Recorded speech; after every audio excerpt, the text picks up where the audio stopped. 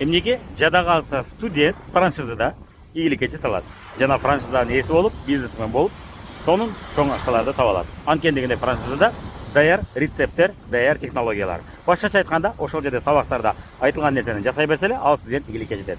Же болбосо ал студент эгерде өзүм мен башка бизнес ачам, өзүм ачып алам ушул нерсени десе, анда ал көптөгөн каталарды жасап, өзүнүн каталарын түшүнүп, ошол бизнести кантип жасашты, алып кетишти, жакшы ийгиликке жетишти үйрөнгүчө бир нече жылдар, балким 10 жылдар өтүп кетиши мүмкүн. Ошол себептен франшизаны алып баштаган өтө ыңгайлуу жана өтө утуштуу. Бирок көпчүлүк франшизаларды баштоо үчүн чоң акча керек болот, чоң салым керек болот. Мисалы үчүн Додо пицца ачам десеңиз, сизге жок дегенде $48,000 керек болот, паушальный взнос. Ошондой эле аны ачуу үчүн вложение керек болот жана роялти орточо 11% соодадан төлөп турушуңуз керек болот. Бул көпчүлүк студенттердин чөнтөгүнө ылайык эмес. Бирок бизде элдик франшиза бар. Элдик франшизаны көптөгөн студенттер, биздин тааныштар жана онлайн интернеттен келип, ошол элдик франшизаны үйрөнүп алышып, сабактарда эмне айтса ошону жасап отуруп, көптөгөн сабактарды көрүп, ошол сабактарда айтылган нерсени жасап отуруп, чоң кирешелерге чыгып атышат.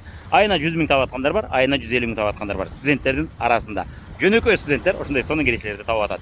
Ошондой эле биздин бизнести баштоо үчүн бул элдик франшиза болгондуктан эч кандай акча, вложение, акча киргизүүнүн кереги жок. Эч кандай тобокел жок. Сабактарыбыз акысыз. Баса ошол студенттерден бир нечеси азыркы учурда биз менен биргеликте Мальдивада эс алып атышат.